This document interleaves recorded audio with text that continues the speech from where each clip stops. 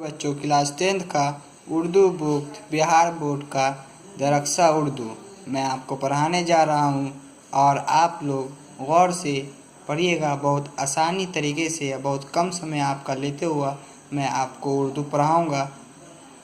का पहला चैप्टर का राइटर जो है उसका नाम शबनम कमाली है, तो हम पढ़ेंगे शबनम कमाली के बारे में। यहाँ पर आपको पढ़ाया जाएगा। चलिए, जनाब शबनम कमाली का ताल्लुक़ रियासती बिहार से है।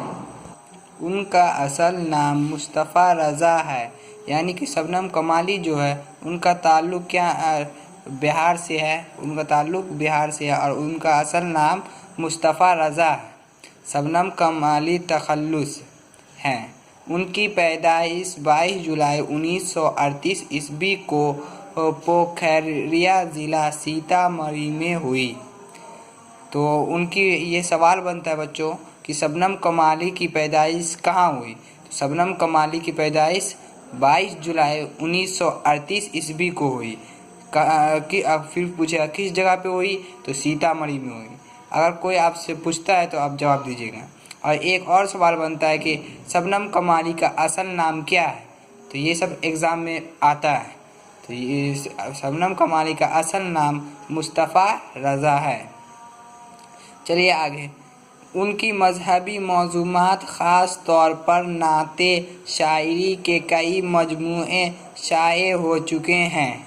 उनकी जो मौज़ूआत है जो वो क्या है, नात और शायरी की मौजू, यानी कि एक सेंटेंस बनाते हैं। उन्हें नात बहुत ज़्यादा पसंद है और नात और शायरी वो करते हैं।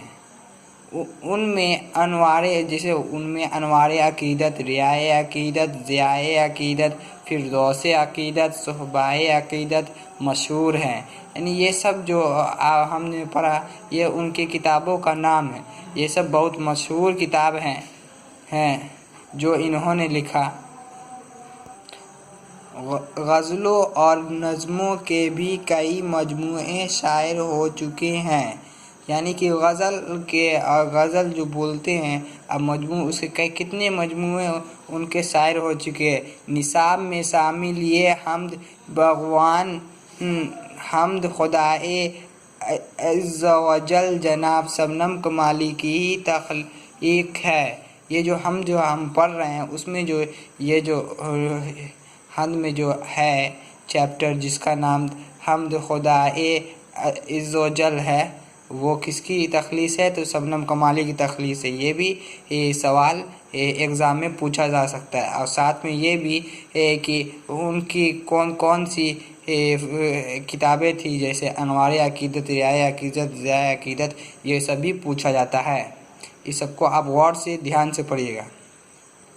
चलिए आगे आपको बताता हूँ। शबनम कमाली ने अपनी ज़िंदगी का बेशतर हिस्सा वज़ा तबलीग, इस्लामी और मजहबी इक़दार की तख़लीक़ में सर्फ़ की है।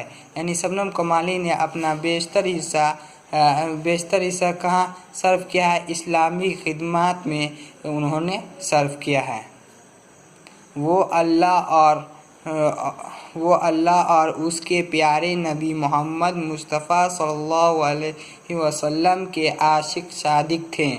वो जो है यानी कि आशिक मतलब क्या होता है, मोहब्बत करने वाला। सादिक मतलब सच्चा। अल्लाह और हमारे प्यारे नबी सल्लल्लाहु अलैहि वसल्लम को सच्चे मोहब्बत करने वाले थे। चुनांचा अपनी तकरीरों और शायरों तख्लीक़ात में उन्होंने अपने भरपूर वालियाना खिदमत का इजहार किया है और उन्होंने पूरी तरीके से वालियाना खिदमत किया है इस नज़्म में। तो चलिए आपका ये बहुत इम्पोर्टेंट है, यहाँ से क्वेश्चन भी आता है। अब आपका हम्द हम पढ़ाते हैं। चलिए देखिए, हम्द खुदाए अज़्ज़ा व जल, इसके बारे में हम आपको बता दें। खालिक दो जहां है तो ऐज़े ज़ुलज़ुला है, यकता है तेरी ज़ात पाक आली व बेमिसाल है। इसका मतलब कि खालिक का मतलब क्या होता है, पैदा करने वाला। خالق کا مطلب پیدا کرنے والا، اور ذوالجلال کا مطلب کیا ہوتا ہے؟ ہاں، ذوالجلال کا مطلب بتاؤ، کمنٹ کر کے بتاؤ کیا؟ مرتبے والا، عظمت والا، یعنی کہ اللہ جو ہے بڑا مرتبے والا ہے، عظمت والا ہے۔ یکتا ہے، یعنی یکتا مطلب اکیلا، تیری ذات پاک عالی و بے مثال ہے، اور اللہ تعالیٰ کی ذات پاک ہے اور وہ بے مثال ہے، اس کا کوئی مثال نہیں دیا جا سکتا۔ ہاں تو بچوں، تیرے ہی باب فیض سے ملتا ہے دو جہاں کو ذوق رزق، تیرے ہی باب فیض کو دو جہاں سے رزق ملتا ہے۔ کیا ملتا ہے؟ رزق ملتا ہے۔ پھر اس کے بعد سب کی حیات و موت کا مولا تجھے خیال ہے، اللہ تعالیٰ ہی کو خیال ہے سب کی حیات کا، موت کا۔ قدرت خاص کا تیرے اقسام ہے برنم کائنات، کون و مکان میں جلوہ تیرا ہی ایک جمال ہے، یعنی اللہ تعالیٰ ہی کا جمال ہے۔ اب آگے دیکھیے، قائم ہے تیرے حکم سے آج بھی زندگی تیرے سوا کہیں ملے تو یہ زندگی محال ہے، یعنی اللہ تعالیٰ کے حکم سے آج بھی زندگی قائم ہے، اگر اللہ تعالیٰ کے سوا اور کہیں اور زندگی ملے وہ محال ہے، یعنی ناممکن ہے، وہ مل ہی نہیں سکتا۔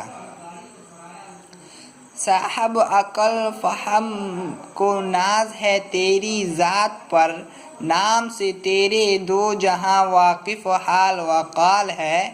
صاحب عقل و فہم کا مطلب ہوتا ہے وہ جو بڑے عقل والے آدمی جو ہوتے ہیں ان کو اللہ کی ذات پر ناز ہے۔ ان کو کس پر ناز ہے؟ اللہ کی ذات پر۔ نام سے تیرے دو جہاں واقف ہے، اور اللہ کے نام سے دونوں جہاں واقف ہے۔ دونوں جہاں کا مطلب کیا؟ دونوں جہاں کا یہاں پر مطلب یہ ہے کہ ایک دنیا ایک آخرت۔ آپ تو جانتے ہی ہو آخرت کیا ہوتا ہے۔ لاکھ برس اگر کوئی حمد و ثنا تیری کرے، ہو سکے حق ادا تیرا ممکن نہیں محال ہے۔ اگر کوئی آپ کی لاکھوں برس حمد و ثنا اللہ تعالیٰ کی کرے گا تو پھر بھی یہ حق ادا نہیں ہو سکتا، یہ ممکن ہی نہیں، محال ہے، ناممکن ہے۔ محال کا مطلب ناممکن۔ اب آگے دیکھیے، ظلمت دہر میں ہمیں نور سحر کی ہے تلاش۔ ظلمت دہر یعنی کہ ظلمت مطلب اندھیرا، اندھیرے کی دنیا میں ہمیں روشنی کی ہے تلاش۔ کس چیز کی تلاش ہے؟ روشنی کی۔ کس چیز کی تلاش ہے؟ روشنی۔ لطف و کرم کی ایک نظر مولا یہ عرض حال ہے۔ اچھا تو بتاؤ یہ سمجھ میں آ رہا ہے نا؟ دیکھو، لطف و کرم کی ایک نظر مولا یہ عرض حال ہے، یعنی کہ یہی ایک عرض حال ہے۔ اب آگے چلیے، مقصد نیک میں صدا کرے ہمیں تو کامیاب، مگر کہہ رہا ہے کہ اگر ہمارا مقصد نیک ہے تو اللہ تعالیٰ تو ہمیں ہمیشہ کامیاب کر، صدا مطلب ہمیشہ کامیاب کر۔ تیرے حضور و خاص میں اپنا ہی سوال ہے، یعنی کہ اللہ تعالیٰ کے دربار میں یہی میرا سوال ہے۔ کیا؟ یہی میرا سوال ہے۔ شبنم بے نوا کو بھی دے عروج بندگی، فکر و طلب کی راہ میں آج بھی یہ پائمال ہے۔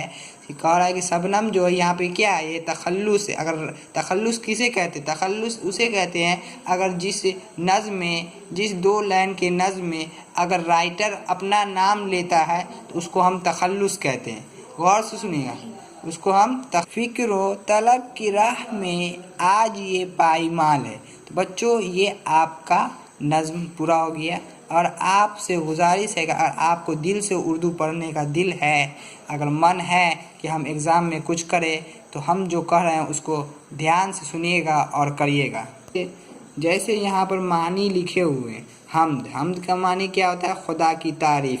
اگر کوئی آپ سے پوچھے حمد کیا ہے، حمد میں خدا کی تعریف کی جاتی ہے۔ عز و جل مطلب عز یعنی کہ عزت والا اور بڑائی والا، اسے کہتے ہیں عزت والا اور بڑائی والا۔ ذوالجلال مرتبے والا، عظمت والا۔ خالق پیدا کرنے والا، خالق پیدا کرنے والا، نظم انتظام، انتظام کو نظم کہتے ہیں، یکتا مطلب اکیلا لا شریک، ثنا مطلب تعریف، محال یعنی ناممکن، حال و قال کیفیت، ظلمت اندھیرا، دہر دنیا، عروج ترقی، فکر و خیال، بے نوا خاموش۔ آپ سب سے گزارش ہے کہ اگر آپ اردو پڑھنا چاہتے تھے یہ سب کو یاد کر لیجئے، اور کوشچن آنسر ہم آپ کو اگلے ویڈیو میں بتائیں گے۔